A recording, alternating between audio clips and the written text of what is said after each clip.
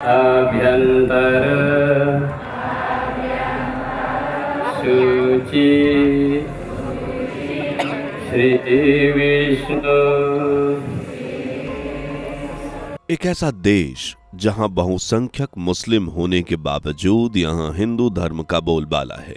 आखिर क्यों यहां की करेंसी पर भगवान गणेश की तस्वीर बनी हुई है? इन सभी सवालों के जवाब जानने के लिए वीडियो के आखिर तक बने रहिए। और हाँ, चैनल पर पहली बार जुड़े हैं तो चैनल को सब्सक्राइब करके बेल आइकन को प्रेस कर लीजिए। दोस्तों, आपने देखा होगा और सुना भी होगा कि भारत में हमेशा से ही हिंदू और मुस्लिम्स को लेकर एक अलग ही बहस छिड़ी रहती है, कभी राजनीति को लेकर तो कभी धर्म को लेकर। लेकिन आज हम भारत में मौजूद हिंदू या मुस्लिम को लेकर बात करने नहीं आए हैं, बल्कि आज हम एक ऐसी कंट्री की बात करने वाले हैं जिसका जिक्र आजकल भारत में जोरों शोरों से हो रहा है। और वो देश कोई और नहीं बल्कि इंडोनेशिया है। अब आप सोच रहे होंगे कि ऐसा क्या कर दिया इंडोनेशिया ने जिसकी चर्चा हर जगह हो रही है।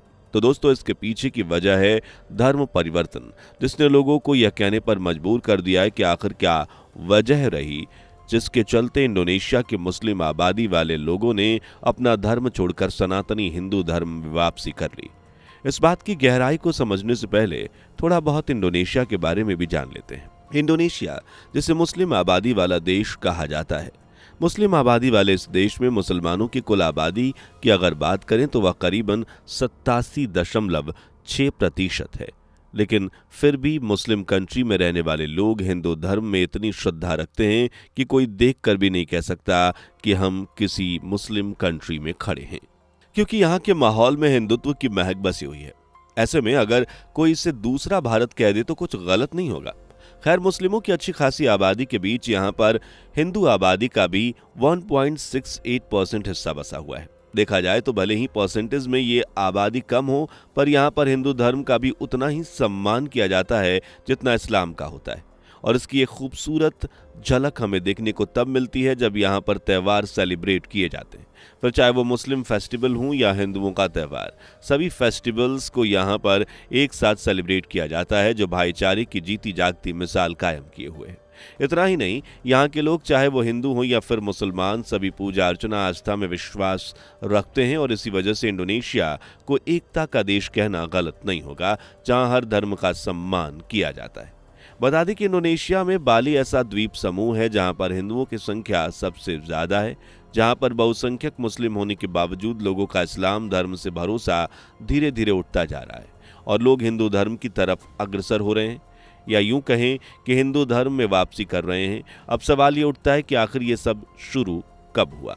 दरअसल ये लहर इंडोनेशिया में 26 अक्टूबर 2021 को शुरू हुई, जब यहाँ के पूर्व राष्ट्रपति सुकर्णो की बेटी सुकुमावती सुकर्णो ने इस्लाम छोड़कर हिंदू धर्म को अपना लिया और उनके साथ इस धर्म को कई और मुस्लिमों ने भी अपनाया और तभी से ये सिलसिला शुरू हो गया। और आज इंडोनेशिया में बहुत से ऐसे लोग हैं जो इस्लाम छोड़कर सनातन के रंग में रंग चुके हैं। धर्म परिवर्तन की जो ये लहर इंडोनेशिया में चल रही है, उसे देखकर साफ जाहिर होता है कि वो दिन दूर नहीं जब इंडोनेशिया एक मुस्लिम बाहुल्य देश से एक हिंदू बाहुल्य देश बन जाएगा। और उससे ज़्यादा हैरानी की बात तो यह है कि यह कोई ऐसा ग्रुप नहीं है जो लोगों को धर्म परिवर्तन के लिए उकसा रहा है, और ना ही कई ऐसे समुदाय हैं जो लोगों का धर्म बदलें, या यूं कहें कि हिंदू धर्म में वापसी करने पर जोर या लालच दें। और न ही यहाँ कोई मठ या कोई पुजारी है जो इन्हें धर्म परिवर्तन की पाठ पढ़ा रहा है। फिर भी यहाँ के लोग हिंदू धर्म अपनाने पर ज़्यादा आमादा हो चुके हैं, वह भी अपनी मर्जी से। यही वजह है कि भारत के साथ साथ दूसरे देशों में भी इंडोनेशिया को लेकर खूब चर्चा हो रही है, और इसलिए लोगों की जुबान पर सनातन धर्म का नाम चढ़ा हुआ है। और उनका कहना है कि सनातन धर्म सदा से ऊपर था, ऊपर है और हमेशा ऊपर रहेगा। यही ताकत है जो लोगों को अपनी ओर खींच रही है। वीडियो में आगे बढ़ें उससे पहले सनातन धर्म की गहराई भी समझ लेते हैं। ये बात तो हम सभी जानते हैं कि हिंदू धर्म को दुनिया का सबसे पुराना धर्म माना जाता है, जिसकी जड़ों पर गौर करें तो यह आज लगभग 12,000 साल पुराना माना जाता है और इसे तीसरा सबसे बड़ा धर्म भी माना जाता है। इसके ऊपर के दो धर्म ईसाई और इस्लाम हैं। हिंदू धर्म को सनातन धर्म या वैदिक धर्म भी कहा जाता है। वेदों के अनुसार हिंदू धर्म को 4 युगों में बांटा गया है, सतयुग, त्रेता युग, द्वापर युग और कलयुग, जिससे कि कलयुग अभी चल रहा है। ये सनातन की पवित्रता ही है जो इंडोनेशिया की संस्कृति पर सनातन धर्म का प्रभाव देखने को मिलता है, जिससे लोगों का हृदय परिवर्तन भी हुआ है। उनका आकर्षण हिंदू धर्म की तरफ बढ़ा है और इस धर्म परिवर्तन में रिसेंटली सुकुमावती का नाम हाईलाइट हो रहा है, जिसके बाद से ही इंडोनेशिया में लोग हिंदू धर्म को अपना रहे हैं और आने वाले समय की ओर इशारा कर रहा है कि उनके बच्चे भी इसी धर्म को फॉलो करेंगे। भले ही इंडोनेशिया एक मुस्लिम कंट्री है, फिर भी यहाँ पर लोग को देखकर ऐसा बिल्कुल नहीं एहसास होता कि वो हिंदू नहीं है। उनकी आस्था, उनकी श्रद्धा यही बताती है कि इंडोनेशिया के लोगों का हिंदू धर्म में गहरा नाता है और यहाँ के लोग देवी देवताओं की पूजा करते हैं। इतना ही नहीं, एक सर्वे तो ये भी बताता है कि यहाँ रहने वाले मुस्लिम लोगों के नाम भी हिंदू नामों से काफ़ी मेल खाते हैं, जिसका साफ जाहिर है कि ये देश हिंदू धर्म से कितना प्रभावित है। जब बात हिंदू धर्म की चल रही हो तो हिंदू ग्रंथों को कैसे इग्नोर किया जा सकता है। जैसे हिंदुओं के पवित्र ग्रंथ रामायण और महाभारत को यहाँ मूल ग्रंथ यानी पवित्र ग्रंथ माना जाता है। यहाँ के लोग इसे धार्मिक ग्रंथ मानते हैं। कहा जाता है कि इंडोनेशिया के मुस्लिम रामायण और महाभारत के बारे में काफ़ी कुछ जानते हैं, या यूं कह लें कि हिंदुओं से ज़्यादा जानते हैं। यहाँ के लोगों की बातों से ही ऐसा लगता है कि इन दोनों महाकाव्य के पात्रों को गहराई से जानते हैं।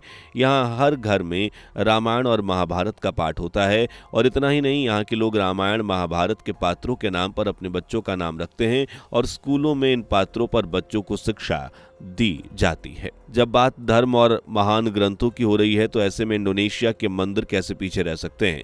इंडोनेशिया में कई हिंदू मंदिर मौजूद हैं जहां लोग श्रद्धा से सर झुकाने पहुंचते हैं और इन मंदिरों में हिंदू और मुस्लिम दोनों ही सजदे करते हैं।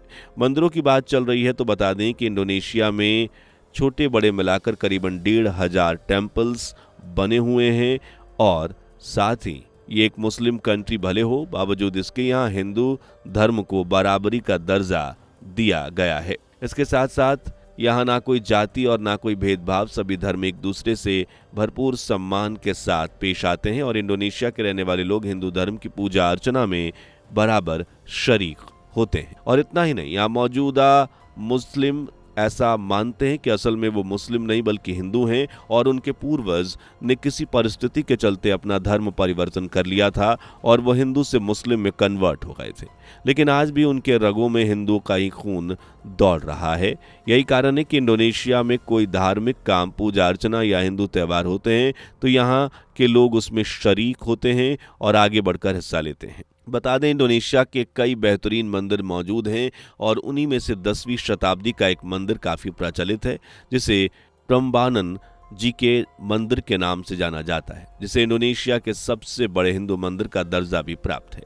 बता दें कि प्रम्बानन मंदिर सृष्टि की रचना करने वाले देवता ब्रह्मा, विष्णु और महेश को समर्पित है। इस मंदिर में तीनों देवताओं का मुख पूर्व दिशा की ओर है और इस मंदिर की खास बात यह है कि यहाँ भगवान शिव हमेशा ब्रह्मा और वाहनों की मूर्तियां भी इनकी विराजमान है। जैसे भगवान ब्रह्मा के सामने हंस, भगवान विष्णु के सामने गरुड़ और भगवान शिव के लिए नंदी का मंदिर बना हुआ है।